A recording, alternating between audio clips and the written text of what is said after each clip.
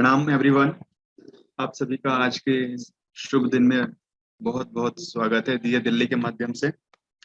साथियों, आज हम सभी पुनः जुड़ चुके हैं उत्कर्ष वेब टॉक सीरीज के अंतर्गत, और आज का जो विषय है राष्ट्र निर्माण में युवाओं की भागीदारी, इस विषय पर हम सभी को मार्गदर्शन प्रदान करेंगे आदरणीय मनीष सर। कार्यक्रम की श्रृंखला में सर्वप्रथम मैं निवेदन करना चाहूंगा हमारी म्यूजिकल टीम से। हम आदरणीय मनीष सर का व्याख्यान हम सभी सुनेंगे, और वर्तमान समय में युवाओं की जो जिम्मेदारी है राष्ट्र निर्माण को लेकर, उसके लिए कुछ प्रमुख बिंदु हमें आदरणीय सर बताएंगे। तो मैं निवेदन करना चाहूंगा श्री आदर्श कुमार भैया से कि वो हम सभी के मध्य आए और युवाओं में जोश भरने वाला प्रज्ञा गीत प्रस्तुत करें। तो आइए, आज आप सभी का एक बार फिर से दिया दिल्ली के इस मोटिवेशनल सेमिनार में हार्दिक स्वागत है, अभिनंदन है। और आइए आज के कार्यक्रम की शुरुआत सर्वप्रथम गायत्री महामंत्र के साथ करते हैं। उससे पहले मैं अपने पूरी म्यूजिक टीम का आप सभी के साथ परिचय कराना चाहूंगा। हमारे साथ हारमोनियम पे संगत कर रहे हैं हमारे गायत्री परिवार के बहुत ही गणमान्य कलाकार युग गायक आदरणीय शंभू पांडे भैया, और हमारे साथ तबला पर संगत कर रहे हैं हमारे गुरु भाई अभय भैया, और हमारे बगल में बैठे हैं हमारे युग गायक भास्कर तिवारी भैया, और उनके बगल में बैठे हैं हमारे जय सिंह भैया। तो आइए एक बड़ा ही प्यारा सा प्रज्ञा गीत। युवा वर्ग हम साथ समय के चलकर स्वयं दिखाएंगे, हम संस्कृति के लिए विवेकानंद स्वयं बन जाएंगे।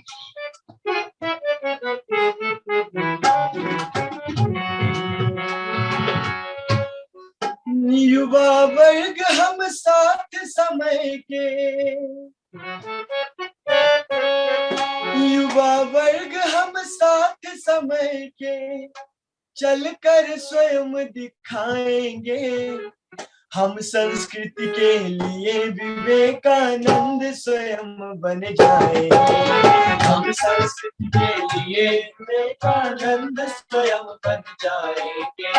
युवा वर्ग हम साथ समय के, युवा वर्ग हम साथ समय के चलकर स्वयं दिखाएंगे, हम संस्कृति के लिए विवेकानंद स्वयं बन जाएंगे, हम संस्कृति के लिए विवेकानंद स्वयं बन जाएंगे।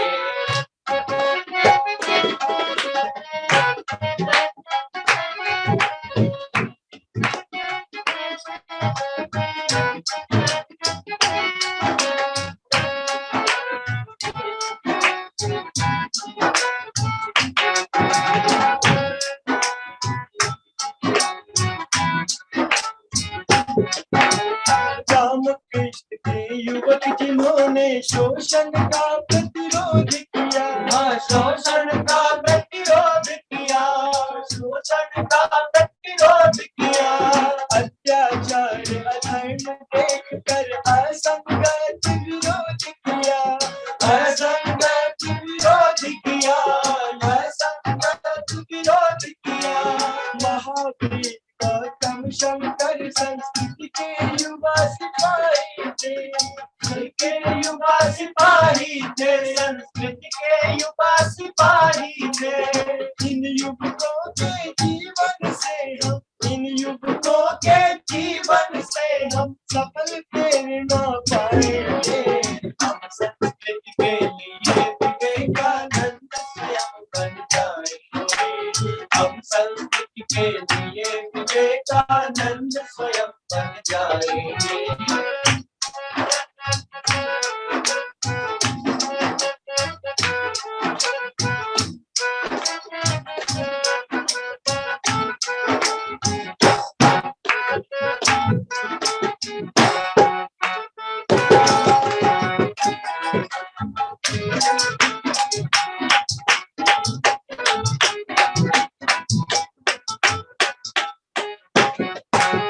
नए सृजन के लिए युवा संगठन हमारा नारा है,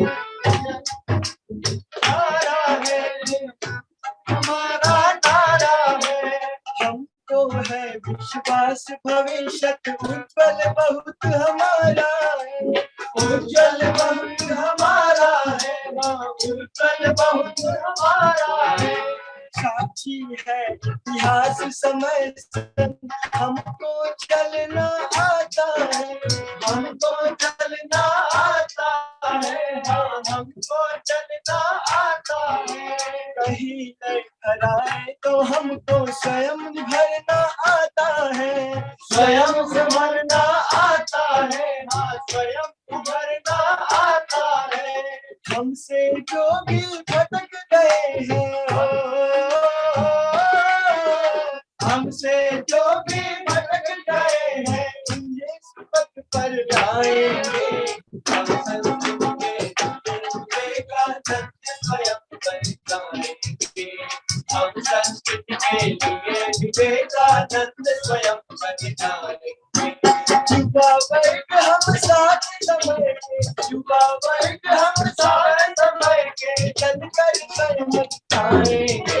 हम संस्कृति के लिए विवेकानंद स्वयं बन जाएंगे, हम संस्कृति के लिए विवेकानंद स्वयं बन जाएंगे, हम संस्कृति के लिए विवेकानंद स्वयं बन जाएंगे।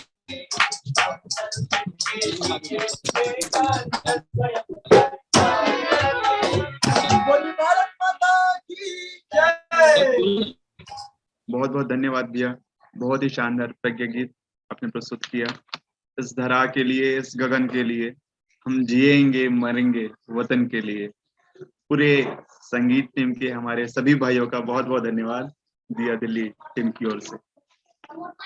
साथियों, कार्यक्रम की श्रृंखला में आगे बढ़ते हुए मैं पुनः आप सभी का स्वागत करता हूं आज के उत्कर्ष वेब टॉक सीरीज में। साथियों, आज का दिन बहुत ही पावन है। आज से 2 दिनों बाद हम गणतंत्र दिवस मनाने जा रहे हैं और जिस गणराज्य को बनाने में युवाओं ने अपनी भूमिका निभाई थी, तो वर्तमान समय में युवाओं की जो भूमिका है राष्ट्र के निर्माण में बहुत ही महती आवश्यक होती है, किसी भी राष्ट्र के निर्माण में। तो इसलिए हमारे अंदर किन किन गुणों का होना आवश्यक होता है, इस विषय पर हम सभी का मार्गदर्शन करने के लिए आदरणीय मनीष सर हम सभी को मार्गदर्शन प्रदान करेंगे। तो मैं समय की गरिमा का ध्यान रखते हुए मैं आदरणीय मनीष सर को हम सभी के मध्य बुलाना चाहूंगा। कृपया हम सभी के मध्य आए और हम सभी को वर्तमान समय में राष्ट्र के निर्माण में युवाओं की जो जिम्मेदारी है, जो भूमिका है, इस विषय पर आदरणीय सर हमको मार्गदर्शन प्रदान करें। आदरणीय मनीष सर। बहुत धन्यवाद वेद प्रकाश जी। मेरी आवाज आ रही है? यस सर, आ रही है। ठीक है। आप सभी का एक बार फिर से इस दिया दिल्ली के उत्कर्ष वेब टॉक्स में स्वागत करते हुए बहुत आनंद आ रहा है।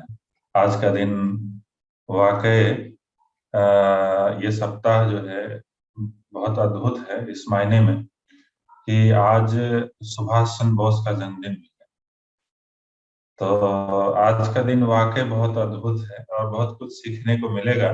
तो आप लोग जहाँ भी हैं, जहाँ से भी कनेक्टेड है, आप लोगों से यही आग्रह है कि फिर से हम बार बार याद दिलाना चाहते हैं और याद दिलाते हैं, ये जो रविवार का कार्यक्रम है ये बहुत विशेष होता है और आप तक जो है हम उस भगवान का, उस गुरु सत्ता का संदेश आप तक हम पहुंचाने का प्रयास करते हैं। तो इसीलिए सभी से आग्रह है कि आप जहां हैं और संभव हो सके तो अपना वीडियो ऑन कर सकते हैं तो वीडियो ऑन कर लीजिए, नहीं तो आप जहां भी हैं बिल्कुल स्थिर होकर के बैठ जाइए, शोरगुल से हट जाइए। अगर घर में कहीं शोरगुल हो रहा है तो प्रयास करिए कहीं एकांत में जाकर बैठ जाइए, क्योंकि क्या है कि आप जो आने वाला जो आधे घंटे का समय है आप इन्वेस्ट करने जा रहे हैं और हम ये यहाँ समझते हैं कि जिस विश्वास के साथ आप यहाँ आए हैं, आप जिस एक्सपेक्टेशन के साथ आए हैं, वाकई आप लेकर के जाइए, कुछ विशेष लेकर के जाइए और अपने जीवन में बदलाव लेकर के आइए। यही दिया दिल्ली का जो एक्सपेक्टेशन है आप सभी से, वो यही है। तो आप जहां भी हैं बिल्कुल शांत जगह पे जाके बैठ जाएं। कुछ क्षणों के लिए हम बार बार कहते हैं कि अगर कुछ बड़ा करना है, कुछ असाधारण करना है, कुछ एक्स्ट्रा ऑर्डिनरी करना है, तो अपने अंदर हम गोता लगाने का प्रयास करते हैं। अपने अंदर जब तक आप हम गोता नहीं लगाएंगे तब तक हम अपने आप को पहचान नहीं पाएंगे, और जब हम पहचान नहीं पाएंगे, अपने ऊर्जा को नहीं समझ पाएंगे, अपने एनर्जी को नहीं समझ पाएंगे, तो जिस दिशा में हमको ऊर्जा को लगाना है, जिस दिशा में हमको एनर्जी को लगाना है, वहां आप सही सही नहीं लगा पाएंगे। और जब वो ऊर्जा वो सही जगह पे नहीं लगेगा तो उसका रिजल्ट आपको नहीं दिखाई देगा। तो इसीलिए एक हम लोग डेमो करते हैं ध्यान के रूप में। तो आप सभी से आग्रह है कि आप जहां हैं बिल्कुल शांत होकर के, सहज होकर के बैठ जाएं, और ध्यान रखें कि आप अनम्यूट मत कीजिए, इससे दूसरों का डिस्टरबेंस होता है। तो इस बात का विशेष आप लोग ख्याल रखेंगे कि आप अनम्यूट मत कीजिएगा। ठीक है, आप सभी से आप जहां भी बैठे हैं आप रिलैक्स होकर के बैठ जाइए, पालथी मार के दोनों हाथ गोद में रख लीजिए। ये ध्यान का मुद्रा होता है। ये दोनों हाथ आप गोद में रख लीजिए और कमर और रीढ़ की हड्डी जो है वो सीधी रखिए और बिल्कुल स्थिर हो जाइए। अपने नेत्र को बंद कर लीजिए, बिल्कुल शांत होकर के बैठ जाइए, बिल्कुल शांत स्थिर हो जाइए। सबसे पहले ये भाव कीजिए कि हमारे शरीर का जो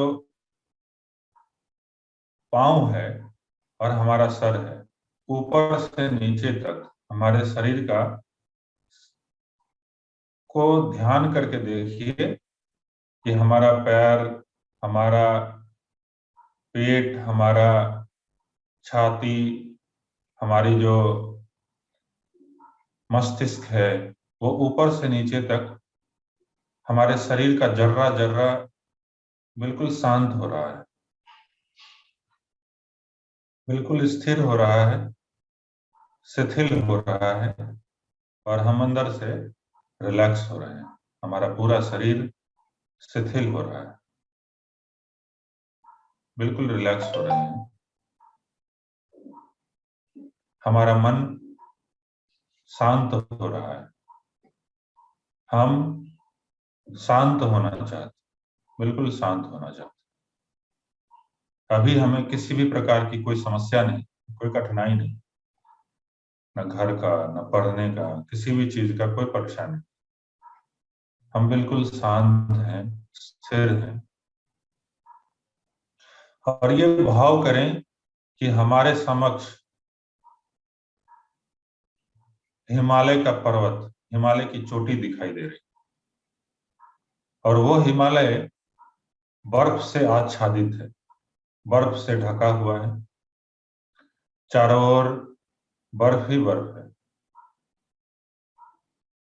अब धीरे धीरे उस हिमालय की चोटी से वो सविता, वो सूर्य का प्रकाश, वो स्वर्णिम सूर्य, उस सूर्य की किरणें धीरे धीरे हमारी ओर बढ़ती चली जा रही। हमारे शरीर पे वो सूर्य की किरणें पड़ रही।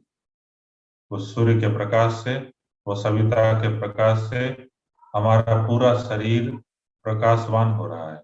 हमारा पूरा शरीर के रोम रोम में, कण कण में, नस नाड़ी में वो सूर्य का प्रकाश हमें अंदर से स्वच्छ कर रहा है, हमारी बुराइयों को साफ कर रहा है। हम अंदर से पवित्र हो रहे हैं। हमारे पूरे शरीर से, मन से वो सूर्य का प्रकाश निकल रहा है।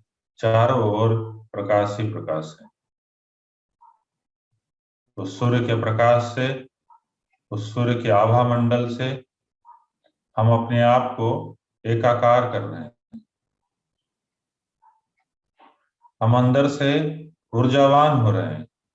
हम अंदर से तेजस्वी हो रहे हैं, वर्चस्वी हो रहे हैं, ओजस्वी हो रहे हैं। इस भाव में डूबते हुए एक बार उस महासत्ता गायत्री का ध्यान करें, जो गायत्री हमारे बुद्धि को सन्मार्ग की ओर प्रेरित करती है, हमारे बुद्धि को बुराइयों से अच्छाइयों की ओर प्रेरित करती है। इस भाव में डूबते हुए एक बार गायत्री महामंत्र हमारे साथ साथ। ओम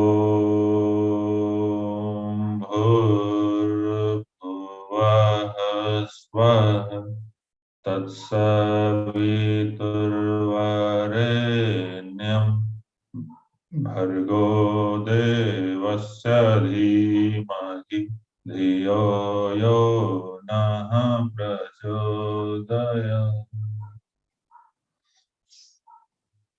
सामान्य हो जाए। परम पूज्य गुरुदेव, परम वंदनीय माता जी के सूक्ष्म उपस्थिति में यहाँ देश के कोने कोने से जुड़े हुए हमारे युवा भाई बहन, आप सभी का हम हृदय से स्वागत करते हैं, अभिनंदन करते हैं इस उत्कर्ष वेब टॉक में जुड़ने के लिए, इस रविवार के कार्यक्रम में जुड़ने के लिए। आप सभी के सौभाग्य को सराहते हैं, आप सभी के सौभाग्य को सराहते हैं कि आपके अंदर जो वो सकारात्मकता है, जो पॉजिटिविटी है, वो आप सभी को यहाँ तक खींच के लेके आता है। जब संडे का दिन आता है तो हमारे मन में द्वंद आता है। वो द्वंद क्या आता है कि जाए कि ना जाए, जाना जरूरी है क्या, नहीं जाएंगे तो क्या होगा, इससे बेटर है आराम कर ले, कुछ और कर लेते हैं। मन में द्वंद रहता है। लेकिन फिर मन में आता है कि नहीं, ये कोई व्यक्ति का संदेश नहीं है, कुछ विशेष हमको मिलने जा रहा है, चलते हैं, जाके देखते तो हैं। आप देखते हैं ना कि हम सभी को अपनी सफाई करने के लिए हम क्या करते हैं, प्रतिदिन हम स्नान करते हैं। हाँ, एक्सेप्शन अलग है कि ठंडा बढ़ गया है तो हम लोग बीच बीच में गैप भी मार देते हैं। ऐसा होता होगा, ठंडा चूंकि बढ़ गया है तो लगता है कि नहीं चलो आज नहीं हो पाएगा, कल स्नान कर लेंगे, परसों कर लेंगे। जब दुर्गंध मारने लगता है तो थोड़ा बहुत डीओ मार लेते हैं और उससे मैनेज कर लेते हैं। आप लोग को नहीं कह रहे हैं, हम बाहर वाले, आप लोग तो खैर बहुत बदल गए, ठीक है, हम बाहर वाले के लिए बोल रहे हैं, हमारे जो युवा हैं उनकी स्थिति हम बता रहे हैं, ठीक है। लेकिन हर व्यक्ति चाहता है कि अपने आप को हम सफाई करें, अपडेटेड रहें, लेकिन यह व्यक्ति भूल जाता है कि हम अपने मन की भी सफाई करनी उतनी ही जरूरी है। अगर हम मन की सफाई नहीं करेंगे तो इतना दुर्गंध मारेगा, इतना दुर्गंध मारेगा कि कोई अगर अंदर जाके देख ले तो कहे राम राम राम, अंदर में क्या हो रहा है, इतना तहलका मचा। तो इस मन की स्नान उस स्नान करने से ज्यादा इंपॉर्टेंट है, ज्यादा इंपॉर्टेंट है। अगर अपने मन की आप सफाई नहीं करेंगे, कहते हैं कि आप अगर आज स्वाध्याय नहीं करते, स्वाध्याय का मतलब क्या होता है, जब हम बार बार कहते हैं ना स्वाध्याय करो स्वाध्याय करो स्वाध्याय करो, स्वाध्याय का मतलब ये होता है कि मन की सफाई करना। चाहे जो हम लोग अभी जुड़े हैं, जो एक इसको एक तरह से सत्संग कहते हैं कि अगर हम नहीं जुड़ेंगे, अगर हम अच्छे चीजों से नहीं कनेक्ट होंगे तो हमारे मन की सफाई, और जब आपके मन की सफाई नहीं होगी तो दुर्गंध मारेगा, आपके मन में दुर्गंध आएगा, और जब मन में दुर्गंध आएगा तो आप देखिएगा कि सड़ जाएगा, गल जाएगा। आज के युवाओं का यही स्थिति है। आज के युवा भले से ही कितना भी जो है क्रीम लगा ले, पॉलिश लगा ले, मालिश लगा ले, सैलून में चला जाए, लेकिन जो अंदर से दुर्गंध मार रहा है उसका क्या होगा? जब तक हम उसकी सफाई नहीं करेंगे, आपका व्यक्तित्व शानदार नहीं हो सकता है, आपका पर्सनैलिटी नहीं बदल सकता है। इस बात को आप मानिए। वो कहते थे ना, जब बचपन में हम लोग स्कूल जाते थे तो कहा जाता था कि धन गया तो कुछ नहीं गया, ठीक है, स्वास्थ्य गया तो थोड़ा गया, और चरित्र गया तो सब कुछ चला गया। हम व्यक्तित्व की बात कर रहे हैं, हम पर्सनैलिटी की बात कर रहे हैं कि चरित्र गया तो सब कुछ चला गया। लेकिन आजकल क्या कहते हैं, धन गया तो सब कुछ चला गया, स्वास्थ्य गया तो थोड़ा गया, और चरित्र गया तो ये तो चलता है, आज का फैशन है ये तो आज का फैशन है। जब तक तुम्हारा चरित्र नहीं जाएगा तब तक तुम कैसा युवा है, जाना चाहिए। अच्छा, एक बहुत अच्छा आपको कहानी मैं बताता हूँ, रामायण की एक घटना है, मैं आपको बताता हूँ, आपको क्लियर हो जाएगा। जब रावण जो है, जब रावण को तीर लग गया भगवान राम का, और वो मरणासन स्थिति में लेटा हुआ है ना, मरणासन स्थिति में लेटा हुआ था, तो आप लोग जानते होंगे कि राम ने लक्ष्मण से कहा कि लक्ष्मण जाके कुछ सीख लो, है ना, रावण से कुछ सीख लो जाके। तो रावण के सिरहाने के पास जाके खड़ा हुआ लक्ष्मण, तो वो कुछ बताया नहीं रावण। तो राम बताए कि लक्ष्मण, किसी से सीखना होता है ना तो झुक के जो है ज्ञान लेना पड़ता है, ऐसा नहीं कि बिल्कुल कॉलर खोल करके जो हाँ बताओ क्या है ना। तो फिर जो है लक्ष्मण उनके पांव के पास खड़े हुए जाके, तो लक्ष्मण थे, राम थे, तो उन्होंने कहा कि आपसे कुछ गुण सीखना है हमको, कि आप जा रहे हैं, इतने बड़े विद्वान हैं, आप हमको कुछ गुण दे के जाइए, रहस्य दे के जाइए। तो रावण ने क्या कहा पता है, वो तो ठीक है गुण हम बताएंगे, लेकिन उससे पहले हमारे क्वेश्चन का आप जवाब दीजिए। आप जो है, हमारे अंदर में भी एक बहुत बड़ा क्वेश्चन है जो अंदर से उमड़ घुमड़ रहा है, ये क्वेश्चन हमारे साथ चला जाएगा तो हमको शांति नहीं मिलेगी, ठीक है। इस क्वेश्चन का हमको जवाब दे करके जाइए। किसने पूछा? रावण ने पूछा राम और लक्ष्मण से। बोले क्या क्वेश्चन है? बोला क्वेश्चन ये है कि हम इतने बलशाली, इतने शक्तिशाली कि हम जो है बड़े बड़े भगवान हमसे कांपते हैं, है ना। इतनी शक्ति थी कि आप देखे होंगे कि उससे बड़ा बड़ा भगवान कांपता था। जो वरुण देव थे वो उसके पास जो है बैठे रहते थे 2 वक्त। अग्निदेव थे वो बैठे रहते थे, मतलब तमाम देवताओं को वो कब्जा करके रखता था, इतना शक्तिशाली व्यक्ति था। चारों वेद का ज्ञान था, पुराण का ज्ञान था, उपनिषद का ज्ञान था, ज्ञान के मामले में टॉप पे था, एकदम क्लाइमेक्स पे। मतलब क्या नहीं था। बोले आप क्षत्रिय हैं और हम ब्राह्मण हैं, क्या नहीं है हमारे पास? सब कुछ होते हुए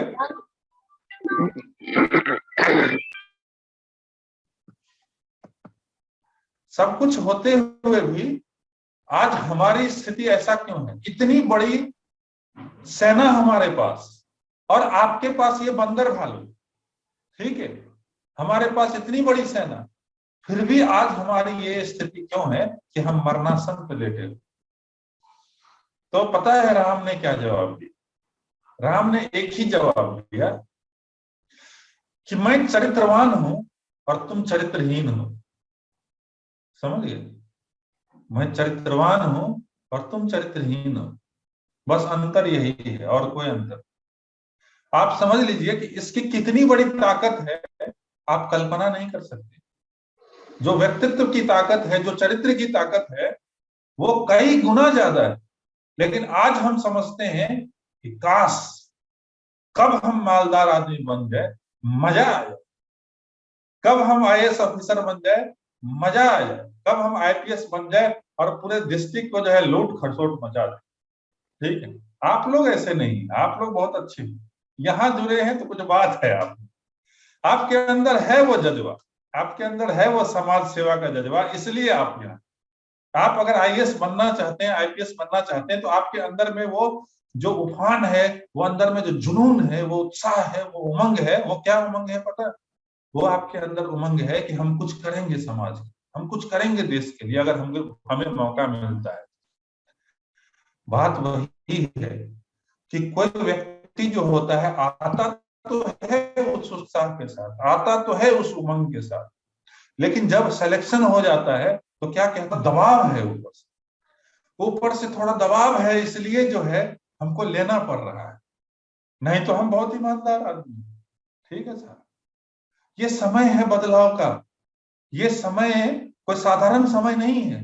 आप इसको उस समय से मत आंकिए। ये समय जो है ना बहुत तेज गति से बदल रहा है, ये बदलाव का समय है, इतना तेज गति से बदल रहा है। कहते हैं इस समय के बारे में, मानव सभ्यता के इतिहास में न ऐसा समय आया था और न आएगा। आप कल्पना करके देखिए कि हम और आप कितने सौभाग्यशाली, हम और आप कितने सौभाग्यशाली हैं कि इस युग परिवर्तन की बेला में हमारा और आपका जन्म हुआ है। और जन्म ही नहीं हुआ है, हमारा आपका जन्म ही नहीं हुआ है। हम युवा हैं, युवा। इस समय में हम युवा हैं। अगर कोई बूढ़ा व्यक्ति बोले कि काश हम भी करना चाहते, तो उसके लिए हो सकता है संभव नहीं हो पाए, लेकिन आप कुछ भी कर सकते हैं, कुछ भी मतलब कुछ भी। बड़े सौभाग्य की बात है कि आज सुभाष चंद्र बोस, नेताजी सुभाष चंद्र बोस का जन्मदिन है। हमारा देखिए कि हम लोग कितने सौभाग्यशाली हैं कि हम उस धरती पे पैदा हुए हैं जिस धरती पे जो है भगत सिंह पैदा हुए, जिस धरती पे सुभाष चंद्र बोस पैदा हुए, जिस धरती पे विवेकानंद पैदा हुए। जिस धरती पे सरदार पटेल पैदा हुए थे, जिस धरती पे लाल बहादुर शास्त्री पैदा हुए थे, जिस धरती पे महर्षि अरविंद पैदा हुए थे, जिस धरती पे महर्षि रमन पैदा हुए, और हमको क्यों घुंड मार दिया अंदर से? हमारी स्थिति ऐसी क्यों है? हम भी कर सकते हैं, आप भी कर सकते हैं। उतना ही चीज आपके पास है जितना चीज सुभाष चंद्र बोस के पास था। हमारे और सुभाष चंद्र बोस में एक ही अंतर है कि सुभाष चंद्र बोस जी जो थे, उनका नियत जो था अपने देश के प्रति समर्पित था। आप जानते हैं कि जब कोई सेवा की बात आती है ना, जब कोई देश सेवा की बात आती है, समाज की सेवा की बात आती है, तो हमारे पास 100 बहाने होते, हमारे पास 1000 बहाने होते कि एक्चुअली क्या है ना कि थोड़ा सा हमारा व्यस्त चल रहा है शरीर, थोड़ा सा क्या है ना हमारा ऐसा चल रहा है, थोड़ा सा हमारा वैसा चल रहा है, इसलिए हम नहीं अटेंड कर पा रहे। हम कुछ समाज सेवा की बात हो रही, कुछ अच्छी बात हो रही तो नहीं कर पा रहे। क्यों? क्योंकि हमारे पास बहाना है। अच्छा एक बात बताइए, हम व्यस्त नहीं रहते हैं क्या? आपको लगता है कि हम बहुत आराम से हम जीवन व्यतीत करते हैं और कोई दिक्कत नहीं है, हम खाली बैठे हुए हैं, और जब तब जो है हम संडे को पधार जाते हैं, कोई मीटिंग होता है, कुछ भी होता है, उसमें एकदम डेडिकेटेड होकर के प्रेजेंट करते हैं। हम व्यस्त नहीं है, ऐसी बात नहीं, हम भी बहुत व्यस्त हैं। लेकिन जब कुछ अच्छा, आज हम बात कर रहे हैं सुभाष चंद्र बोस का, सुभाष चंद्र बोस का बात कर रहे हैं, सुभाष चंद्र बोस की जीवन को आप पढ़ेंगे, हम तो कहते हैं कि आज का दिन तभी सफल होगा जब आप सुभाष चंद्र बोस की जीवनी पढ़िए। आपको सुभाष चंद्र बोस की पतली सी बुक जो है गुरुदेव ने लिखा है, आप उसको जरूर पढ़िए। आप उसमें पढ़ेंगे तो देखेंगे कि अपने जब देश गुलाम था, उनको कुछ करना था, कोई सेना बनाना था, अंग्रेज के खिलाफ जो है एक बड़ा सा योजना बनाना था, तो ऐसा देखा गया कि देश में उनको प्रॉब्लम आ रहा था, अंग्रेज परेशान कर रहा था, वो साधन नहीं जुट पा रहा था। आप देखिए कि किस तरह से, आप मूवी भी देख सकते हैं यूट्यूब पे, एक सुभाष चंद्र बोस का मूवी है, आप देखिए बहुत इंटरेस्टिंग है। मतलब उनको विदेश जाना था, उनको जर्मनी जाना था, उनको रास्ता नहीं दिख रहा था कि कौन से कैश फ्लाइट से जाएंगे, क्योंकि अंग्रेज रोक देगा। पता नहीं क्या क्या जुगाड़ लगा करके फिर वो जर्मनी पहुंचे, और जर्मनी जाकर के जो है विदेश में जाकर के इतनी बड़ी सेना खड़ा कर, इतना बड़ा उदाहरण है। उनके मन में भी कहीं ना कहीं वो समाज सेवा था, इसलिए वो आईएएस की तैयारी कर रहे है ना। आईसीएस उस टाइम में हुआ करता, जिस तरह से हम लोगों के अंदर में है कि हम लोग भी सेवा करना चाहते हैं और हम आईएएस की तैयारी करना चाहते हैं, उसी तरह से उनके मन में भी था कि हम भी, बाद में उनको समझ में आया कि ये तो गुलाम है मामला, हमको तो इसके अंडर में ही काम करना पड़ेगा, अंग्रेज के अंदर में, तब जाकर के उसने रिजेक्ट कर दिया। आपको कहानी पता है, जब वो आईसीएस की एग्जाम में वो टॉप किए थे, उनका कितना रैंक आया था? 4th रैंक आया था, 4th रैंक आया था। और अपने देश के लिए, अपने समाज के लिए, पता है वो कितना पीड़ा में रहते थे। कभी अपने अंदर आप झांक के देखिए, इतना ज्यादा वो कभी कभी उनके अंदर में पीड़ा आता था कि रूम बंद करके, और वो जब मतलब रोते थे ना, तो आंसू जो है ना सब धारा की तरह बहने लगता, और जब उनको कुछ समझ नहीं आता था, समाधान नहीं मिलता था, तो वो क्या करते थे, वो स्वामी विवेकानंद का साहित्य पढ़ते थे। और उन्होंने लिखा है कि जब हमको कोई समाधान नहीं मिलता था तो हम स्वामी जी के साहित्य को पढ़ते थे, और वहीं से हमको समाधान मिलता, वहां से समाधान मिलता था, और तब जाकर के जो है हम उसको इम्प्लीमेंट करते थे, और आज उस मुकाम पे वो पहुंचे। तो इसलिए हम बार बार ये कहते हैं कि जब आप स्वाध्याय करेंगे ना, चाहे परम पूज्य गुरुदेव पंडित श्री राम शर्मा आचार्य का स्वाध्याय करें, चाहे कोई महापुरुष की जीवनी पढ़े, तो आपको वहां से क्ल्यू मिलता हुआ चला। हमारा जन्म इसलिए नहीं हुआ है कि किसी तरह से हम काट के चले, हम जीवन काटने के लिए नहीं आए, जीवन जीने के लिए आए। जीवन जीने में और काटने में बहुत अंतर है। जीवन काटना किसको कहते हैं पता है? जीवन काटना उसको कहते हैं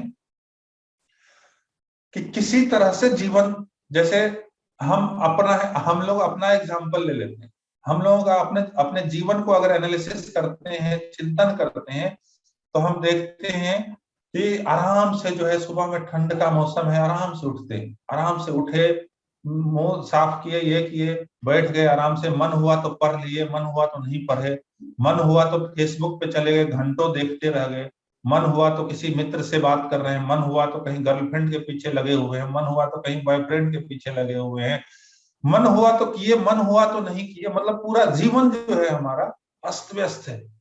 कभी कोई आप किसी से बात कर ले तो लगेगा कि एकदम, अरे बैठने का इसके पास मन नहीं कर, पूरा मुरझाया हुआ चेहरा।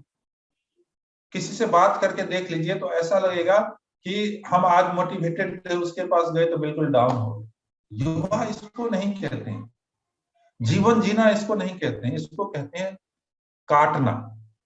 इसको कहते हैं किसी तरह से अपने जीवन को काट लेना। अगर आप जीवन जीना चाहते हैं ना, अगर आप जीवन जीना चाहते हैं, कुछ बड़ा करना चाहते हैं जीवन में, कुछ अद्भुत करना चाहते हैं जीवन में, तो अपना जो हमारा जीवन का चाल ढाल है, हमारा व्यवहार है, हमारा जो दिनचर्या है, उसको चेंज करिए।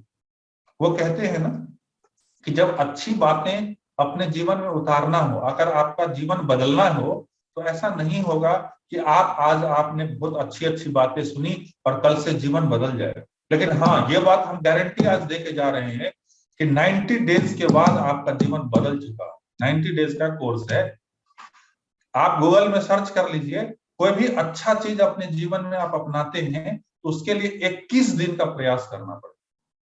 21 दिन का आपको प्रयास करना पड़ेगा, तब जाकर के वो जो आपका जो चीज आपने जीवन में ऐड किया है वो आपके हैबिट में आ जाएगा। ठीक है, और विगत 90 दिन तक जब आप कर लीजिएगा तो आपके जीवन का अंग बन जाएगा, और जब जीवन का अंग बन जाएगा तो आपका जीवन बदल जाएगा। और आप देखेंगे कि हमारे जीवन में इतना बड़ा बदलाव कैसे आ सकता है।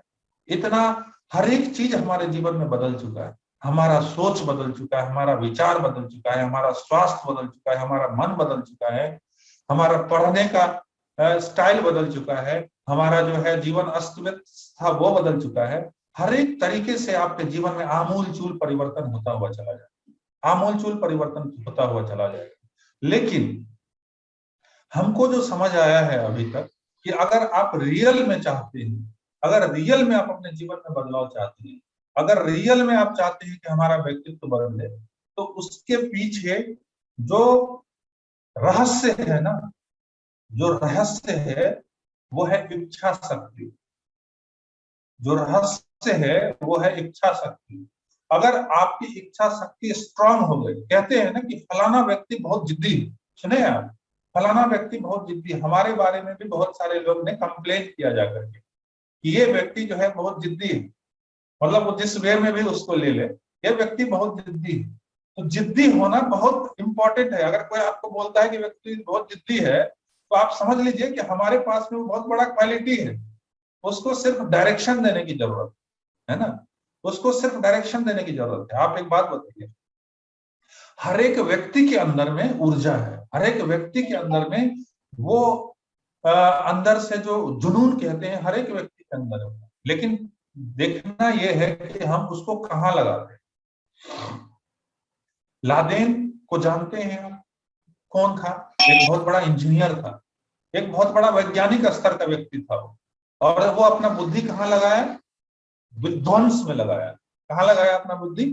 वो अपना जो बुद्धि है वो विध्वंस में लगाया।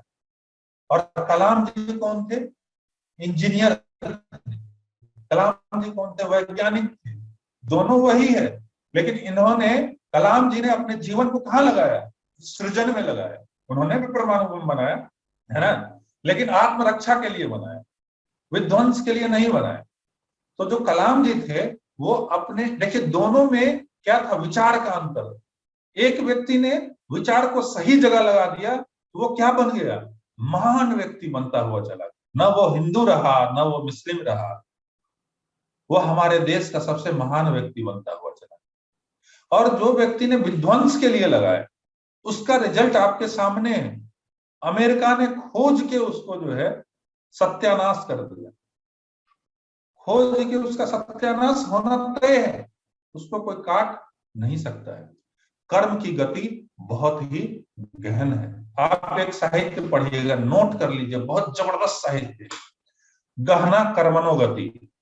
गहना कर्मणो गति, परम पूज्य गुरुदेव ने साहित्य लिखा है कि कर्म की गति बहुत ही गहन है। आपको कहाँ मिलेगा वो साहित्य? अगर आसपास आपका कहीं गायत्री शक्तिपीठ है, वहां से ले सकते हैं, ऑनलाइन मंगवा सकते हैं, नहीं तो awgp.org के साइट पे जाके लिटरेचर सेक्शन में आप खोजिएगा, वो साहित्य आपको मिल जाएगा, गहना कर्मणो गति। वो आप साहित्य पढ़िएगा तो आपको क्या समझ आएगा पता है? वो समझ ये आएगा कि कर्म की गति बहुत गहन है। आप जो करते हैं उसका रेपरकेशन आपके जीवन में होता ही होता है। उसको ब्रह्मा जी भी नहीं काट सकते हैं। अगर आप कोई अच्छा काम कर रहे हैं तो उसका आउटपुट आपको मिलना ही मिलना है। अगर कोई बुरा काम कर रहे हैं तो उसका आउटपुट आपको मिलना ही मिलना है, तय है। इसको कोई काट नहीं सकता है। जैसे हम लोग कहते हैं ना कि समाज के लिए कुछ करिए, समाज के लिए समय निकालिए, टाइम निकालिए, थोड़ा सा सेवा का कार्य करिए। देखिए बहुत इंपॉर्टेंट है। जैसे आप अपने प्रेमी से बहुत प्यार करते हैं, ठीक है साहब, आप अपने प्रेमी से प्यार करते हैं तो आपकी जो प्रेमी है वो भी आपसे उतना ही प्यार करते हैं। आप अपने प्रेमिका से प्यार करते हैं तो वो भी उतना ही करते हैं। हाँ, आजकल एक्सेप्शन अलग है, करते हैं। लेकिन आप जब समाज से प्यार करते हैं, समाज के लिए कुछ करते हैं, तो उसका जो रिटर्न आता है वो आप देखेंगे, और मिलता है रिटर्न, वो आप देखेंगे तो आपको लगेगा कि हमसे बड़ा आनंद में जीने वाला और हमसे बड़ा मस्त व्यक्ति आपको इस दुनिया में कहीं पाया नहीं जाएगा। तो करना पड़ेगा, जब आप करेंगे तो उसका रेपरकेशन मिलेगा ही मिलेगा। जैसे फॉर एग्जाम्पल हम लोग सोचते हैं अरे किसी को क्या पता चलेगा। जैसे एग्जाम्पल के लिए, आप कभी कभी ऐसा होता है, आप गए सब्जी लेने के लिए, ठीक है, आप सब्जी लेने के लिए गए, उसको 100 रुपया दिए और उसको कंफ्यूजन हो गया कि शायद 500 रुपया दे दिया, वो क्या किया 400 रुपया आपको रिटर्न कर दिया। तो आप देखे, वो बोले अरे आज का दिन तो बहुत शानदार है, 100 के बदले 400 मिला हमको। ठीक है भैया, 100 के बदले जो है हमको 400 आज मिल गया, मजा आ गया। हमको लगा कि हम उसको ठग लिए, ठीक है, लेकिन हम भूल गए इस बात को कि कर्म की गति बहुत महान होती है, वो आपको छोड़ेगा नहीं। 400 के बदले में 40,000 नहीं निकाल लिया आपसे तो फिर बेकार। वो माध्यम क्या होगा, कैसे होगा, एक कहानी स्टोरी के माध्यम से हम आपको बताते हैं। बात उस समय की है जब भगवान शंकर जो थे, महादेव जो थे, काशी के अधिपति हुआ करते। आप देखे होंगे, आपको पता होगा कि वो शुरू में काशी के राजा थे, काशी के अधिपति थे, काशी का, ठीक है। तो भगवान शंकर जो है उस समय काशी के अधिपति हुआ करते। तो क्या हुआ, एक घटना हुआ। वो घटना क्या हुआ कि एक व्यक्ति था, वो व्यक्ति बहुत अच्छा था, खूब सेवा करे, किसी का कुछ बुरा नहीं करे, जो है मतलब जो बेहतर हो सकता था वो करता था, ठीक है। लेकिन ऐसा देखा गया कि उसके जीवन में बहुत समस्या, मतलब उसके जीवन में गरीबी, उसके जीवन में खाने को जो है लाला पड़ रहा है, और तमाम चीज जो हम लोगों की भी शिकायत होती है कि अरे भैया हम तो आज तक इतना अच्छा काम किए लेकिन हमारे साथ तो कुछ अच्छा नहीं हो रहा है, और जिसने अच्छा काम नहीं किया वो तो माल कमा रहा है, माल पीट रहा है, ऐसा कर रहा है, वैसा कर रहा है, घोड़ा ले लिया, बंगला ले लिया, मर्सिडीज ले लिया, फलाना ले लिया, चिलाना, ऐसा आता है मेरे मन में। ये इस स्टोरी से आपको क्लियर हो जाए। तो वो व्यक्ति जो था बहुत हेल्प करता था काशी में, काशी बनारस में बहुत हेल्प करता था, मदद करता था, जो बन पड़ता था वो करता था, बड़ा जो है आध्यात्मिक था, सारा चीज था। और एट द सेम टाइम एक और व्यक्ति था उसके पड़ोसी, वो जो है बड़ा बद जो है डिस्टर्ब करना, किसी को जाकर के, मतलब जितना बुराई हो सकता था सब बुराई उसके अंदर में था। और उसको एक दिन जो है सोना का एक सिक्का मिला, उस व्यक्ति को, जो बुरा व्यक्ति था उसको क्या मिला, सोना का सिक्का मिला, ठीक है। और जो अच्छा व्यक्ति था वो दरिद्र टाइप का था, परेशान था। तो जब लोगों ने देखा तो बोला ये तो अन्याय है, ये तो अन्याय है, ये व्यक्ति इतना अच्छा और ये व्यक्ति जो है इतना बुरा आदमी है और इसको भगवान ने ऐसा। तो बोला आप बर्दाश्त से बाहर है, अब बर्दाश्त से बाहर है, आप चलते हैं डायरेक्ट जो है महादेव के पास। महादेव के पास जाते हैं, आज उन्हीं से जो है फैसला करेंगे, क्लियर करेंगे माजरा क्या है, ऐसा क्यों है कि एक व्यक्ति जो है जो इतना अच्छा है उसकी ऐसी दुर्गति, और एक व्यक्ति जो है इतना बुरा है उसका ऐसा सिचुएशन। तो जब ये चीज बताया गया भगवान शंकर महादेव के पास, तो उन्होंने बताया कि पता है क्या है इस दोनों में अंतर। तो बोला क्या, तो बोले जो पहला व्यक्ति है इसका पूर्व जन्म का कुछ ऐसा संचित कर्म था कि बहुत अच्छा नहीं था, और इस व्यक्ति का जो है मर्डर होना आज तय था। किस व्यक्ति का? वो जो अच्छा व्यक्ति था, जो अच्छा काम करता था, उसके बारे में कहा गया था कि इसकी हत्या आज सुनिश्चित थी, लेकिन इस व्यक्ति ने इतना अच्छा काम किया, इतना अच्छा काम किया, वो हत्या होने वाला था, उसके पैर में वो कांटा करके रह गया, घाव हो गया, और उससे जो है उसका समाधान हो गया। इतना अच्छा काम किया। और जो दूसरा व्यक्ति था उसको आज राजा बनना था, यहाँ का काशी का जो है राजा बनना था, लेकिन इतना दुर्गंध मचाया, वो इतना बुरा काम किया कि उसको सोने का सिक्का मिल करके वो सीमित रहे। बात समझ रहे हैं? बहुत इंपॉर्टेंट बात है, गौर से समझिएगा। एक एक चीज का रेपरकशन मिलेगा आपको, एक एक चीज का। ये गलत फहमी में मत रहिएगा कि उसको तो बेवकूफ बना के आ गए। पता है, गए थे उसके यहाँ, वो पढ़ाई कर रहा था, हम बोले उसको नहीं हो तो थोड़ा से मतलब नहीं हो पाएगा तुमसे, क्यों तैयारी कर रहा है, उसका तो हम हाल खराब करके आ गए। हमको अंदर से बहुत मजा आ रहा है कि उसको तो हम ऐसा करके आ गए, ठीक है, उसको हम जो है ये काम करके आ गए, उसका टांग खींच के आ गए, उसका हमारे मन में अंदर से लगा कि हम बहुत अच्छा काम किया, लेकिन आपको पता नहीं है उसका रेपरकशन। जब कहते हैं ना कि भगवान का लगता है ना डांग, तो फिर आवाज भी नहीं आता अंदर से, और वो सुनिश्चित है, उसको कोई काट नहीं सकता है। आप कितना भी रिसर्च कर लीजिए, बहुत सारे ऐसे कहानी हैं कि आप अगर अच्छा काम करते हैं तो मिलेगा ही मिलेगा। गुरुदेव ने एक सूत्र दिया, पता है क्या सूत्र था? बहुत जबरदस्त सूत्र था। वो सूत्र ये था कि बो और काटो, बो और काटो, बो और काटो, बो और काटो। अगर आप बोएंगे तो आप काटेंगे ही काटेंगे, अगर आप बोएंगे तो आप काटेंगे ही काटेंगे। इस सत्य को कोई झुठला नहीं सकता। ये प्रकृति का नियम है, ये नेचर का नियम है कि अगर आप बोएंगे तो आप काटेंगे ही काटेंगे। सवाल है कि क्या बोएंगे, क्या काटेंगे, क्या बोएंगे, क्या काटेंगे। तो इसका आंसर है जो बोएंगे वही काटेंगे, जो बोएंगे वही काटेंगे। अच्छा, जैसे आप कहेंगे कि कहते हैं ना कि समय दान से बड़ा दान कुछ भी नहीं, कहते हैं ना। ये गुरुदेव ने एक बात कहा था कि जो हमारा मिशन है, गायत्री परिवार है, जो युग निर्माण योजना के लिए काम करती है, तो दो चीज का हम मांग करते हैं, एक कहते हैं समय दान और एक कहते हैं अंश दान। तो जो समय दान है, इससे बड़ा दान कुछ भी नहीं है।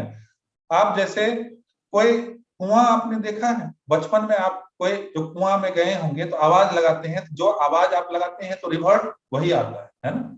आप उस में आवाज लगाइए कुआं में जाके, हमारे पास बहुत समय है, तो कुआं से भी आवाज आएगा हमारे पास बहुत समय है। उसमें बोलिएगा हमारे पास बिल्कुल समय नहीं है, तो कुआं भी बोलेगा मेरे पास भी बिल्कुल समय नहीं है।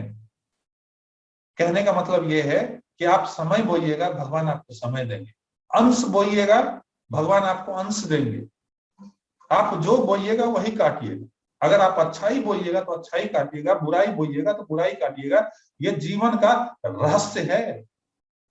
अच्छा, हमको ऐसा लगता है कि हम आईएएस बन जाएंगे ना तो हमारा जीवन जो है निहाल हो जाए, कहते हैं ना। आपने देखा है कि बहुत सारे आईएएस को जाकर के जो है ट्रेन के पटरी पे भी लेट गया, आत्महत्या कर लिया। इतना ही नहीं, घर का स्थिति इतना दयनीय है कि पता चला उसकी बीवी जो है, उनकी पत्नी जो है प्रदर्शन कर रही है गेट के बाहर बैठ के कि हमें न्याय चाहिए, न्याय। अरे भाई, ऐसा अधिकारी बन के क्या फायदा है कि बीवी तुम्हारी जो है गेट पर बैठी हुई और इनको न्याय नहीं मिल रहा है। तो हमको न्याय नहीं मिल रहा, तो क्या फायदा इसका? जब जीवन जीने का कला नहीं आपको पता है, उसका रहस्य नहीं पता है, तो इतना सारा माल कमा के, इतना सारा ये करके उसका क्या फायदा? अगर जीवन का रहस्य आपको पता चल गया, जीवन जीने का कला आ गया, तो आप विश्वास मानिए कि आपको किसी चीज की कोई कमी नहीं रहेगी। मुझे यह नहीं पता कि आप आईएएस बनेंगे कि नहीं बनेंगे, इसकी गारंटी मैं नहीं देता हूँ। ये सूत्र मिल जाएगा तो आप आईएएस बन जाएंगे, नहीं जानता। लेकिन एक बात मैं गारंटी के साथ कह सकता हूँ कि जो सूत्र यहाँ से मिलता है और उस सूत्र को अपने जीवन में आप अपनाते हैं, आप विश्वास मानिए, आप जीवन के हर एक पहलू पे खरे उतरेंगे। आप हर एक जीवन के हर एक पहलू पे आप एकदम टॉप पे होंगे।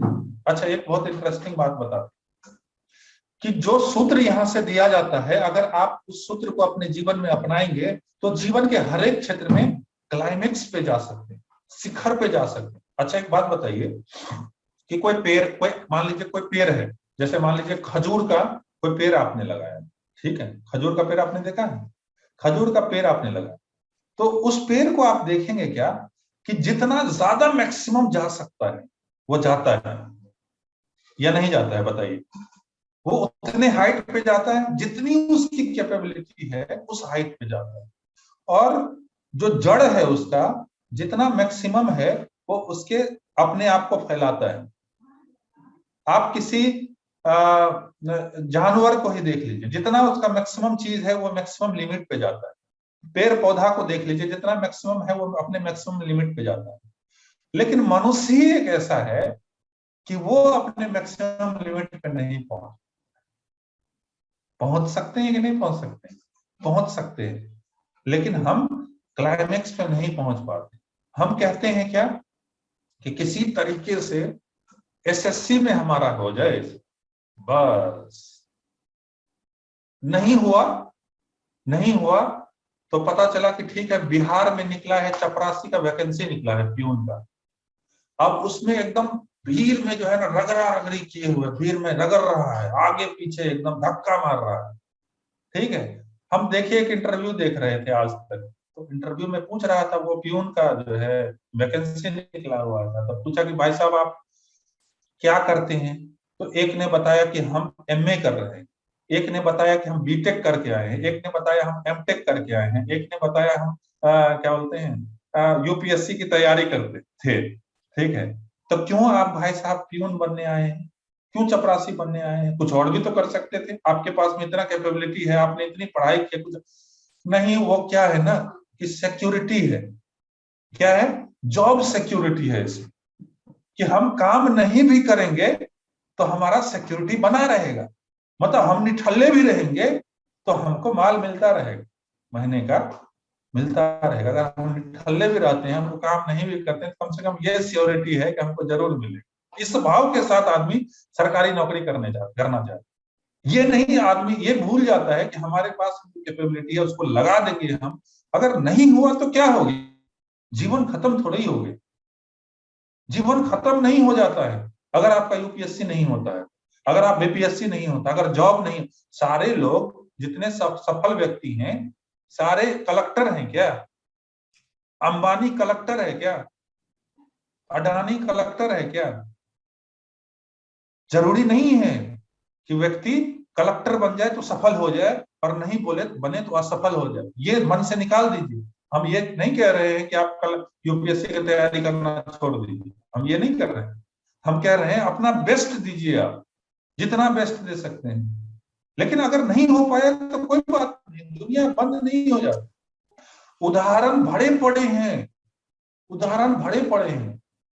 आप देखेंगे, जो बाइडन को देखिए, 75 साल की उम्र में अमेरिका के राष्ट्रपति बने। अब बताइए, 75 साल की उम्र में अमेरिका के राष्ट्रपति बन गए, और आप लोग अभी हिम्मत हार रहे हैं। 22 साल 25 साल का लड़का जो है, इतना बढ़िया सुंदर दिखने वाला, सब बताइए आप लोग जो है इतना जल्दी हिम्मत हार दीजिएगा, चलेगा है कि पता नहीं क्या होगा जीवन में। अब तो हमारा अंदर से भैया वो जो है ना धक धक धक धक कर रहा है अंदर से, हमारा देखिए धड़कन बढ़ गया भैया, हमारा नहीं हो पाया इस बार। अरे कुछ नहीं हुआ, क्या हो गया? आप अब्राहम लिंकन का जीवनी पढ़िए जाकर के, अब्राहम लिंकन की जीवनी पढ़िएगा तो आपको समझ आएगा कि जब उनकी 25 से 30 साल की अवस्था थी ना, तो वो क्या कर रहे थे, एमएलए का चुनाव, पार्षद का चुनाव लड़ रहे थे कि हमको देश का राष्ट्रपति बनना है, धीरे धीरे आगे बढ़ना है। नहीं सफल हो पा रहा था, हर एक बार जो है असफल हो जाते थे, और वो डिस्टर्ब भी हो गया, मेंटली डिस्टर्ब हो गए। अब बताइए, कोई व्यक्ति मेंटली डिस्टर्ब हो जाए तो कोई कल्पना कर सकता है कि वो अमेरिका के सर्वोच्च पद पे जाकर के बैठ जाए, और पद पे ही नहीं बैठ जाए, ऐतिहासिक राष्ट्रपति, जो आज तक ऐसा नहीं हुआ, वैसे राष्ट्रपति बन जाए। आप बताइए कि कितनी कैपेबिलिटी है व्यक्ति के पास, कितना पोटेंशियल है। हम अपने पोटेंशियल को पहचानते नहीं है। जिस दिन पहचान लिए ना अपने पोटेंशियल को, दुनिया की कोई ताकत हमको नहीं रोक सकती, कोई शक्ति हमको नहीं रोक सकती है आगे बढ़ने से। इसका कारण है, और हम पूरे दावे के साथ ये बात कहते हैं कि खास करके किसी और को रोक दे तो रोक दे, आपको कोई नहीं रोक सकता है। बताइए क्यों?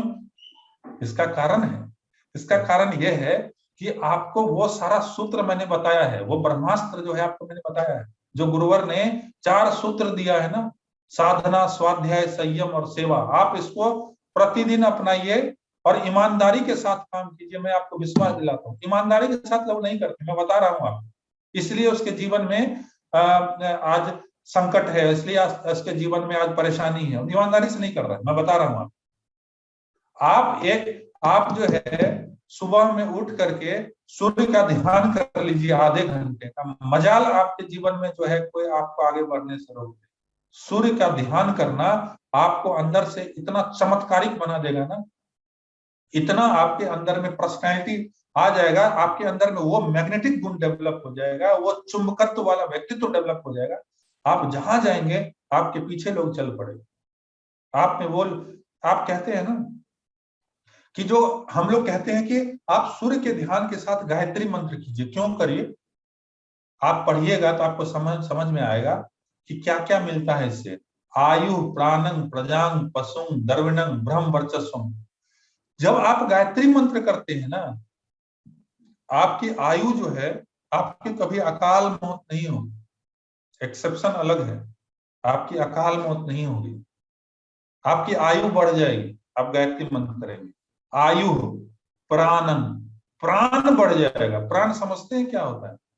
प्राण में, प्राण कहते हैं ना कि हम बार बार कहते हैं कि हमारे गुरु जो है प्राण फूकते हैं, समझ गए? आपके अंदर में ऐसा प्राण फूकेगा गायत्री मंत्र कि आपको अंदर से क्रांतिकारी बना देगा। आपको आराम से बैठने नहीं देगा, आपको लगेगा नहीं कुछ कर करके छोड़ेगा, आपको लोकप्रिय बना देगा, आपको पैसे की कोई कमी नहीं रहेगी हर एक क्षेत्र। तो आप ये बताइए कि ये सब जो चीज हम बता रहे हैं, तो आपको कहीं ये तो नहीं सोच पा रहे हैं कि हाँ हम गायत्री मंत्र करेंगे, गायत्री माता आ जाएगी, बोला ले बेटा तुमको जो है इतना पैसा और ये सारा दे दिया। ऐसा नहीं, आपके अंदर की कैपेबिलिटी बढ़ जाएगी, आपका क्षमता बढ़ जाएगा, आपका मेमोरी पावर बढ़ जाएगा, आपका कंसंट्रेशन लेवल बढ़ जाएगा।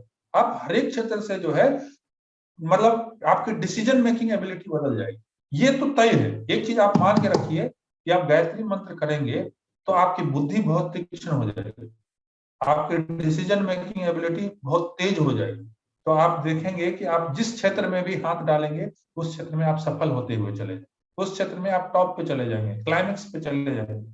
ठीक है, तो समय हो रहा है, हम इसको समअप करेंगे। ठीक है, समअप इस मायने में करेंगे कि अल्टीमेटली आज जो हम लोग डिस्कस किए वो यही डिस्कस किए हैं कि हमारा व्यक्तित्व ऐसा होना चाहिए, हमारा पर्सनैलिटी ऐसा होना चाहिए कि कोई व्यक्ति हमसे बात कर लेना तो बोले कि मैं धन्य हो गया, मेरा जीवन धन्य हो गया। कभी ऐसा हुआ आपके साथ कि कोई आपसे बात किया और बोला मजा आ गया? ऐसा होगा? ऐसा होगा 6 महीने बाद हो जाएगा। जो मैंने बताया अपने जीवन में अपनाएंगे ना, आपको कभी फेयर एंड लवली की लगाने की जरूरत नहीं पड़ेगी। आप नोट कर लीजिए, आपको चेहरा चमकाने की जरूरत, आपके चेहरे पे इतना चमक आ जाएगा, इतना चमक आ जाएगा कि ये आपको कभी ब्यूटी पार्लर जाने की जरूरत नहीं पड़ेगी। हमारी जो बहनें हैं और जो हमारे भाई, हम बता रहे हैं, हमारे भाई तो ब्यूटी पार्लर नहीं सैलून जानते, जाने की जरूरत नहीं पड़ेगी। आपके अंदर इतना चमक, आपके वाणी में इतना ओज आ जाएगा ना, आप जो बोलेंगे हो जाएगा। मैं बता रहा हूँ, आप 3 साल, गुरुदेव ने कहा है, आप गायत्री विज्ञान पढ़ लीजिएगा, गायत्री महाविज्ञान। गुरुदेव ने कहा है कि जो व्यक्ति 3 साल तक अगर गायत्री की साधना ढंग से कर ले, जो बोल देगा वो हो जाएगा, जो बोल देगा वो हो जाएगा। मैंने अपनी कहानी कितनी बार आप लोगों को सुनाई है, मैंने बोला है और उसका काम हो गया। और एक एग्जाम्पल में और बता रहा हूं कि अगर आप गुस्सा हो गए ना उस व्यक्ति में, तो उसको तीनों लोक में कोई बचाने वाला नहीं है, ये भी तय। एक तो गुस्सा ही नहीं आता है, जो गायत्री करता है ना उसको गुस्सा नहीं आता है, लेकिन गलती से आ गया। मैं अपना प्रत्यक्ष एग्जाम्पल जनरली मैं शेयर नहीं करता, क्योंकि आप हमारे अपने भाई के समान है, बहन के समान है, इसलिए मैं खुल के बात करता हूँ। ये कोई किसी मंच पे हम भाषण देने के लिए नहीं है, आप तो हमारे परिवार के सदस्य। एक बार की घटना है, एक बहुत अच्छा मित्र था और उसने ऐसा काम कर दिया जो कभी एक्सपेक्टेड नहीं था, ऐसा काम कर गया। तो इतना तेज अंदर से हमको गुस्सा आया, हम बोले तुम गलत कर दिए, पता है तुम बहुत गलत कर दिए, तुमको ये नहीं करना चाहिए, तुम बहुत गलत काम किए, और बहुत तेज गुस्सा है, और कुछ बोले नहीं हो। नेक्स्ट डे उसको कंपनी ने फायर कर दिया। नेक्स्ट डे उसको कंपनी बाहर कर दी जॉब से। अब उस व्यक्ति को समझ ही नहीं आया कि हुआ क्या। तब जब वो रियलाइज किया तो हमारे पास आया कि ऐसा ऐसा हो गया। तो हम बोले कि देखो, हमारा अंदर से ये भाव नहीं था कि तुम्हारा ऐसा हो जाए जीवन में। हमने कभी गुस्सा किया ही नहीं। मैं एक ही हमारे जीवन में एग्जाम्पल है जो ऐसा हो गया, तब हम जाके रियलाइज किए कि नहीं, मामला गड़बड़ है, आज के बाद हम कभी गुस्सा नहीं करेंगे। और फिर उसको ठीक है, बात बात करके फिर से रिगेन करवा दी उसके जॉब को, वो बात अलग है, वो चीज ट्रैक पे आ गया, वो बात अलग है। लेकिन इसका रिपरकेशन आता है। आप जो बोल देंगे वो बोल, मैं बता रहा हूं, आपके वाणी में उतना तेज आ जाएगा ना, आपके वाणी में उतना ओज आ जाएगा। सिर्फ बोलने की ही बात नहीं कह रहे हैं, आपको मैं बता रहा हूं कि आप पढ़ाई कर रहे हैं ना, पढ़ाई में भी आप क्लाइमेक्स पे चले जाएंगे। आप देखिए, हमारे बीच में ही कितने उदाहरण हैं। हमारे जो कोर मेंबर के राजेश जी को देख लीजिए, राजेश जी को बीच में बुलाए थे, जो हमारे दिया दिल्ली के जो है कोर मेंबर है राजेश रंजन जी। राजेश रंजन जी जो है अभी IIT कानपुर के प्रोफेसर हैं। उनको जब हम लोग पटना में पढ़ते थे साथ में, तो वो कहते थे कि काश IIT में चले जाते तो मजा आ जाता। ऐसा होता था हम लोग का डिस्कशन, ठीक है, कि काश IIT में एडमिशन हो जाता तो मजा आ जाता। और वो दिन है, और जब वो गायत्री से जुड़े और गायत्री का उन्होंने साधना किया, तो गेट के एग्जाम में टॉप किया उन्होंने, 3rd रैंक आया था। साइंटिस्ट बना उन्होंने, PhD किया, USA गए, रिसर्च किए, एरोडायनामिक्स पे रिसर्च किए।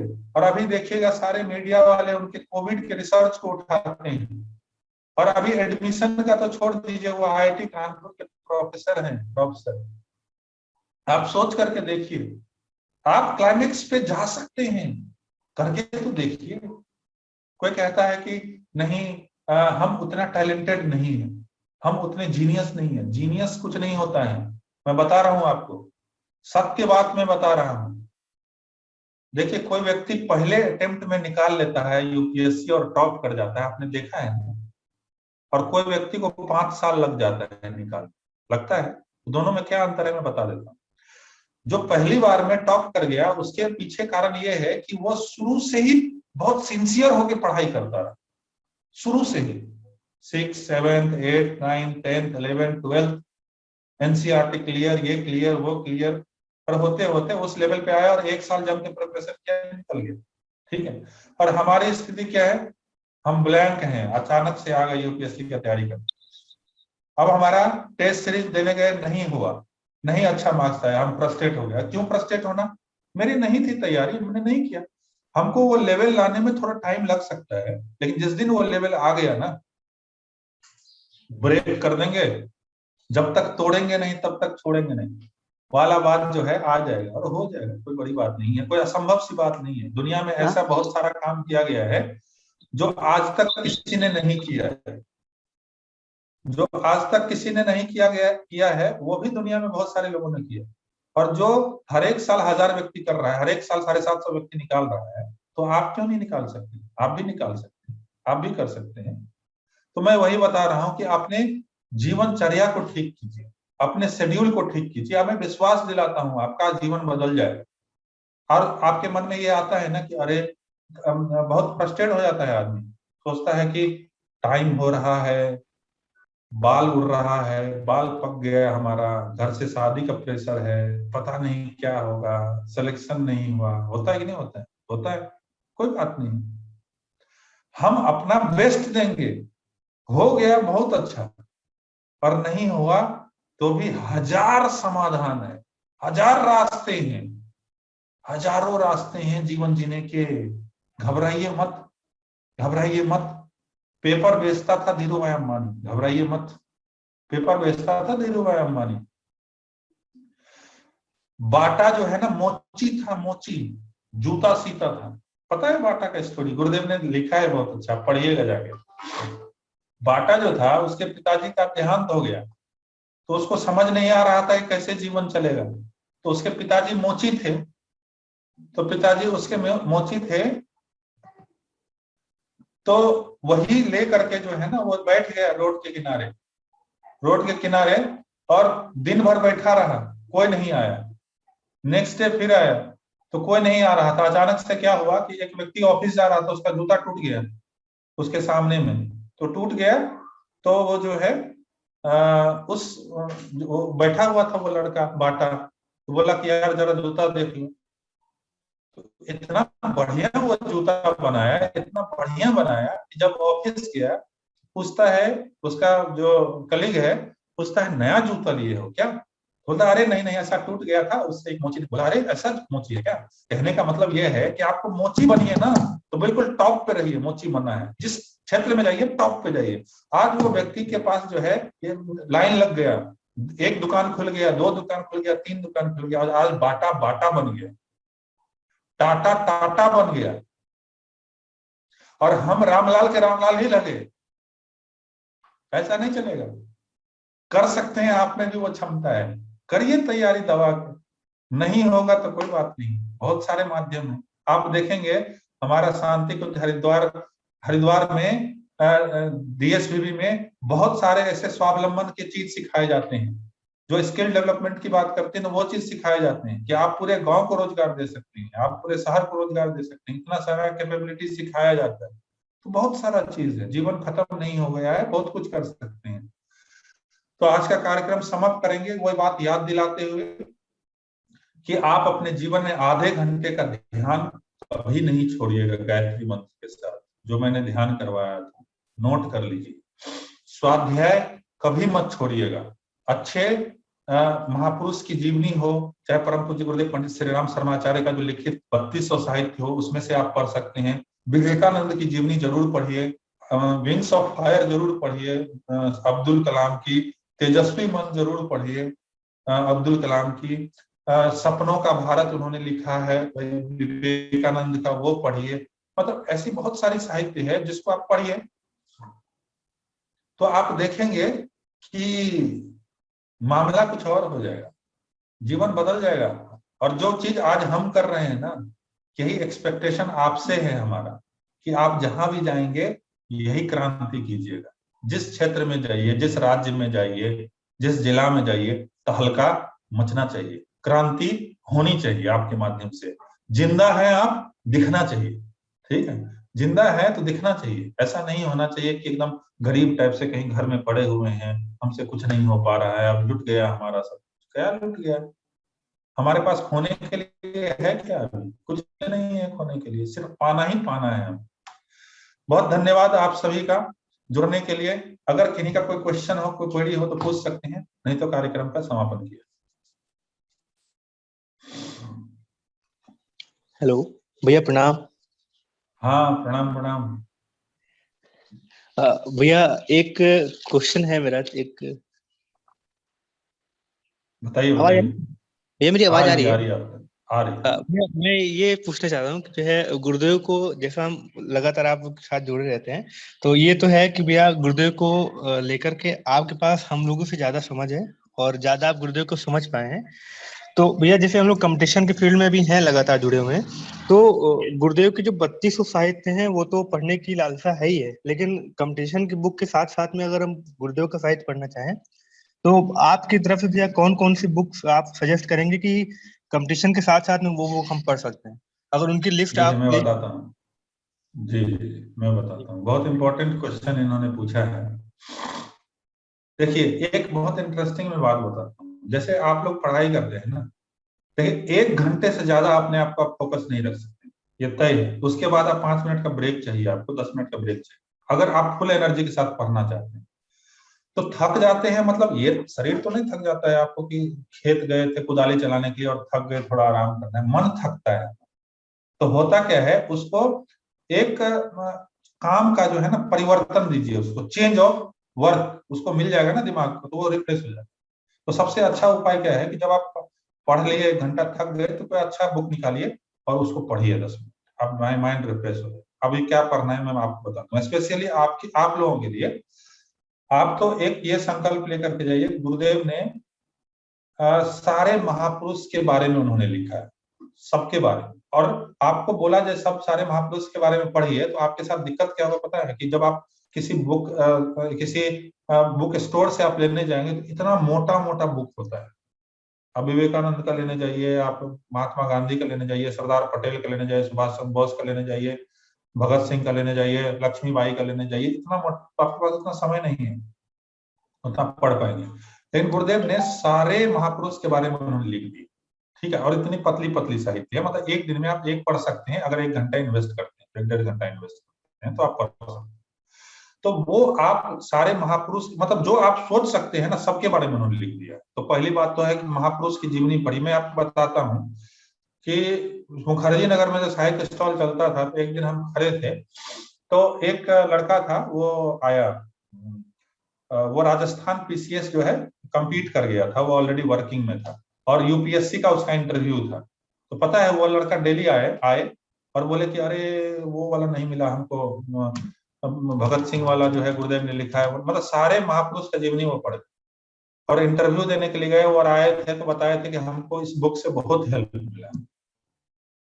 ठीक है, क्रिएटिविटी आपकी बहुत बढ़ जाएगी। उसके बाद ये तो हो गया महापुरुष की जीवनी के बारे में। उसके बाद आप पढ़िए सफलता के 7 साधन पढ़िए, सफलता के 3 साधन पढ़िए, बुद्धि बढ़ाने की वैज्ञानिक विधि पढ़िए, प्रचंड इच्छा शक्ति पढ़िए, आप पढ़ सकते हैं ये मानसिक संतुलन पढ़िए, मन के जीते जीत, मन के जीते जीत और मन के हारे हार, एक साहित्य वो है। ठीक है, इसके बाद जो है आपको आपत्तियों में धैर्य है। ठीक है, इसके बाद आपका सफल जीवन की दिशा धारा एक बुक है, वो पढ़िए। वसीयत और विरासत पढ़िए, सुनसान के सहचर पढ़िए, स्वस्थ रहने के उपाय पढ़िए, समस्त विश्व को भारत का अजस्र अनुदान, समस्त विश्व को भारत का अजस्र अनुदान वांग्मय है, वो पढ़िए। आपके लिए तो मैंडेटरी है ये, आप समझ लीजिए, यूपीएससी वालों के लिए जो पीसीएस का प्रिपरेशन कर रहे हैं, आप वो पढ़िए। And so on. आपको धीरे धीरे समझ आ जाएगा, जब आप वो देखेंगे ना शीर्षक, तो आपको टाइटल देखेंगे तो आपको समझ में आएगा ये चीज मेरे लिए सही है। ये पढ़ा लिखा तो उन्होंने बहुत सारा, लेकिन आपके लिए जो मैंडेटरी है, आपको उसका टाइटल से आपको समझ, ठीक है, तो आप वो पढ़ सकते हैं। और भी बहुत सारा चीज है। किन्हीं का कोई और क्वेरी है तो एक बार फिर से आप सभी का बहुत धन्यवाद जुड़ने के लिए। और अविनाश जी जुड़े हुए हैं, अविनाश जी या वेद जी, तो इसका समापन करिए शांति पाठ के साथ। हाँ, thank you so much sir. आज का ये जो सेशन बहुत ही अमेजिंग रहा और सभी को छोटे छोटे सूत्र बताए, लेकिन ये सूत्र जब हम अपने जीवन में अपना लेते हैं तो हमारा व्यक्तित्व अनगढ़ से सुगढ़ बनते चला जाता है, जैसा परम पूज्य गुरुदेव ने अपने साहित्यों के माध्यम से हम सभी को गाइड किया है। तो साथियों, आज का दिन बहुत ही शानदार है और हम आज जो भी ज्ञान हमने ग्रहण किया, आप सभी उसे जरूर इम्प्लीमेंट करिए अपने जीवन में, और आप सभी देखेंगे कि आपका व्यक्तित्व निरंतर आगे बढ़ता हुआ चला जाएगा। आप कुछ नया परिवर्तन अपने व्यक्तित्व में करते चले जाएंगे। साथियों, आप सभी से निवेदन है, आइए हमने आज जो ज्ञान ग्रहण किया उसको अपने व्यक्तित्व में धारण। जहाँ भी है कमर गर्दन सीधी करके बैठे, दोनों हाथ गोद में रख लें, आंखें बंद करें। शांति पाठ का मंत्रांतर विश्व देवाः शांति ब्रह्म शांति सर्वगम शांति शांतिरेव शांति सामा शांतिरेधि। ओम शांति शांति शांति सर्वारिष्ट सुशांतिर्भवतु। आप सभी का आज के इस सेशन से जुड़ने के लिए बहुत बहुत धन्यवाद। मिलते हैं नए शीर्षक के साथ अगले रविवार को। तब तक के लिए धन्यवाद, प्रणाम।